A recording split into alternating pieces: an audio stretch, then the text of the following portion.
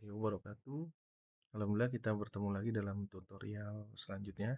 Namun dalam video kali ini, setelah kemarin kita membuat tampil data dengan pagination dalam PHP dan MySQL, hari ini dalam video kali ini saya akan membahas tentang dasar daripada PHP karena ada beberapa permintaan yaitu dasar daripada PHP. Nah, PHP itu sebenarnya adalah eh, bahasa pemrograman yang digunakan untuk membuat website dinamis. Artinya, karena dia websitenya adalah website dinamis, maka dia adalah bahasa pemrograman yang membutuhkan yang namanya PHP itu membutuhkan server side. Artinya berarti saat kita mau mengoperasikan atau menggunakan bahasa pemrograman PHP, kita harus memiliki server, yaitu web server. Nah, dalam kali ini saya akan menggunakan web server yaitu SAMPP. SAMPP-nya pun sudah versi yang ke-8. Maka di sini saya sudah install. Maka di sini saya start, kemudian saya start. Lalu yang selanjutnya adalah kita membutuhkan yang namanya txt editor. Nah, txt editor ini adalah tempat untuk membuat kode PHP tersebut. Nah, dalam hal ini saya menggunakan Visual Studio Code atau yang biasa disebut dengan nama VSCode. Di sini sudah ada VSCode-nya. Saya sudah tersedia. Lalu selanjutnya PHP ini harus ada di servernya laptop kita atau komputer kita. Maka tadi di awal saya bilang harus sudah diinstal yang namanya web server atau SAMPP. Nah, kita mulai seperti biasa. Setiap belajar pemrograman sama, PHP juga memiliki sintak-sintak seperti variabel, tipe data, dan lain sebagainya. Dia juga sama, ada array di situ, ada perulangan, ada boolean di situ, sama. PHP pun sama. Hanya saja PHP ini digunakan untuk membuat aplikasi berbasis web base. Artinya apa? Yaitu aplikasi web. Tidak harus website, bisa juga aplikasi kasir, aplikasi eh, pemesanan barang dan lain sebagainya. Namun dia hanya bersifat web based atau running di browser. Ya, bisa di Google Chrome, bisa di Mozilla dan lain sebagainya. Nah, langsung saja dimulai bahwasanya PHP itu diawali dengan tanda PHP dan tutup PHP. Nah, saya mengistilahkannya ini tutup PHP. Nah, lalu saya save ini. Nah, bedanya save-nya ini tidak bisa di sembarang tempat, yaitu di htdoc web server. Nah, di sini save, saya pilih save. Maka di sini kita lihat jika rekan-rekan menginstal web servernya di C, maka kita di C, saya menginstalnya kebetulan di C, saya pilih SAMPP 8, lalu ada folder dengan nama htdoc. Nah, di sini ada htdoc, lalu saya ada folder belajar, saya taruh di folder. Kalau rekan-rekan ingin menambahkan foldernya, kita tinggal new folder saja. Folder belajar, di sini saya bikin lagi foldernya, new folder dengan nama dasar PHP. Nah, di dalam dasar PHP ini saya bikin lagi PHP 1. Nah, PHP 1. Saya save. Nah, maka tampilannya masih seperti ini. Nah, ini karena kita menyimpannya di web server di SAMPP, maka kita bisa memanggilnya langsung di browser. Nah, langsung di browser. Di sini localhost / tadi nama foldernya tadi saya apa? Nama foldernya adalah belajar. Tadi nama foldernya adalah belajar. Nah, kita enter, maka di dalam folder belajar tersebut, karena di sini saya sudah memiliki file sebelumnya, maka tadi saya buat file baru lagi dengan nama dasar php. Di sini saya klik lagi. Nah, di sini klik masih kosong. Kenapa masih kosong? Karena filenya baru ada script awal daripada PHP. Nah, sama seperti yang lain, kalau kalian masih ingat waktu belajar C++, untuk mencetak data, kita menggunakan cout.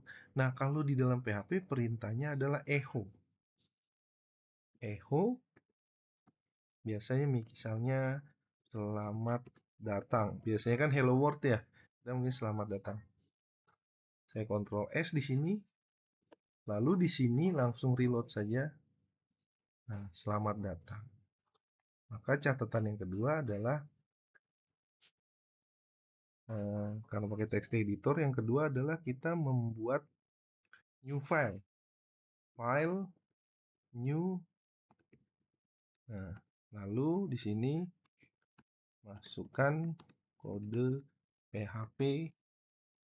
Nah, udah. Lalu di save. Kemudian save as. Simpannya di mana? Simpannya di htdocs, di folder sampp. Jika ada di C, lalu pilih folder htdocs. Nah, setelah folder htdoc, kalian boleh langsung simpan di situ nama filenya, tapi alangkah baiknya bikin folder. Tadi saya bikin folder dengan nama folder belajar. Di dalam folder belajar saya bikin lagi namanya dasar PHP. Lalu di dalamnya ini ada lagi, di dalamnya ini baru ada nama filenya dengan nama php1.php. Kita cek dengan nama php1.php. Maka kita bisa lihat di sini struktur. Nah, di sini ada folder di C, pertama ke C. Saya rename foldernya jadi sampp_8. Lalu di sini ada htdoc, benar. Lalu di sini ada belajar. Nah, dalam folder belajar ada folder lagi dengan nama dasar nih. Nah, di sini maka di localhostnya localhost belajar dasar underscore php, ini sesuai foldernya. Lalu di dalamnya ada php1.php. Nah, kenapa kita pakainya lokal? Karena sampp sebagai web server kita install di dalam laptop atau komputer kita sendiri. Maka kita namanya lokal. Artinya komputer atau laptop yang kita gunakan adalah sebagai servernya. Nah, aslinya nanti sampp ini diinstal di server, bukan di laptop kita. Di server baru bisa digunakan atau di online kan. Nah, sama kembali lagi kita ke script PHP. Di dalam PHP juga sama, ada tipe data, misalnya integer, string, boolean, dan lain sebagainya sama. Hanya saja di PHP tidak perlu dideklarasikan nama variabelnya. Misalnya kayak gini, echo. Misalnya saya bikin di sini variabel. Variabel dalam PHP ditandai dengan tanda dolar. Berarti catatannya lagi, variabel dalam PHP ditandai dengan tanda dolar. Nah, lalu kemudian namanya bebas atau bersifat identifier.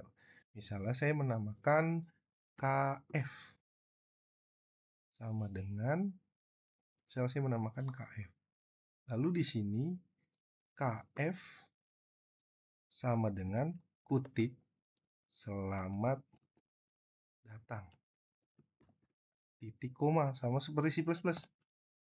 Nah, maka yang di echo ini sudah bukan lagi stringnya, tapi yang kita echo di sini adalah nama variabelnya. Nama variabelnya apa?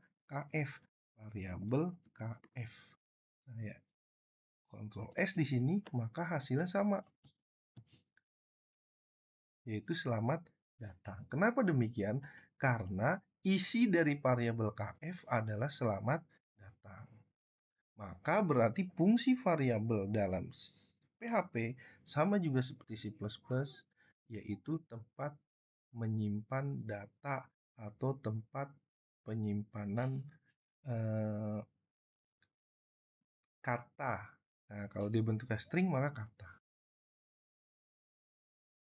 Nah, bedanya apa? Kalau di Java, di C++ harus kita deklarasikan dulu kan integer.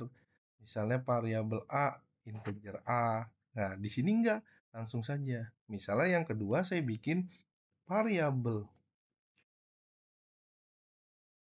angka sama dengan 1. Nah, sama dengan 1. Maka ini kan aslinya adalah tipe data integer nih, 1. Maka tidak perlu lagi kita menggunakan kutip karena ini bukan string tapi integer. Lalu selanjutnya saya cetak lagi di sini. Echo variabel angka. Maka saat saya Ctrl S dan saya reload di sini, akan muncul 1. Nah, agar dia ada di bawah, kalau di C++ pakainya NDL, kalau di sini pakainya yang namanya TR. Iya, disebut TR. Di sini karena dia bentuknya string, TR. Ctrl S. Nah, bukan, sorry. Taruhnya di luar berarti. Sorry, bukan TR. Bukan TR, sorry. Yaitu BR. BR itu enter 1 kali. Ini saya coba tes. BR. Saya Ctrl S. Kalau TR itu buat tabel. Nah, jadi 1. Nah, sama. Saya mau bikin lagi. Bawahnya lagi. Variabel misalnya angka sudah, integer, huruf sudah. Nah, kita lanjut. Misalnya boolean atau cek kondisi lulus tidak lulus biasanya. Maka angkanya ini saya bikin misalnya 75. Maka karena dia bersifat boolean, maka di sini if cek kondisi variabel angka, jika variabel angka lebih sama dengan 75, karena ada sama dengannya maka 75 mengikuti. Jika tidak sama dengan 75 tidak mengikuti. Maka di sini echo lulus. Kenapa pakai kutip? Karena lulus merupakan tipe data string. Else selain di atas 75, berarti jika di bawah 75, maka di sini kita bikin echo gagal.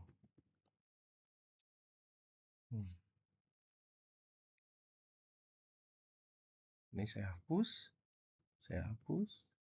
Nah, saya Ctrl S. Nah, di sini sudah ditentukan variabel angka 75. Maka jika 75 lebih sama dengan 75, maka lulus.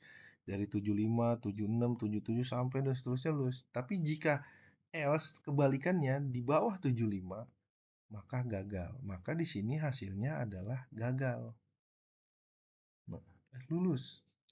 Lulus karena ada 75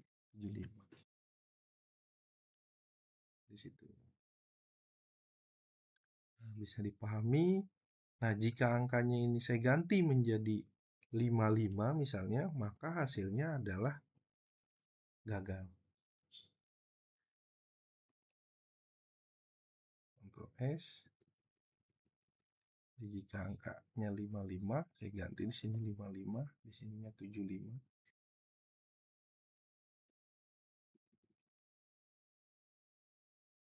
Maka gagal. Nah, itu perbedaan variabel, tipe data string, dan tipe data integer. Untuk video selanjutnya bisa request tentang C++, HTML, PHP, dan CSS, atau MySQL. Ini dasar PHP 1.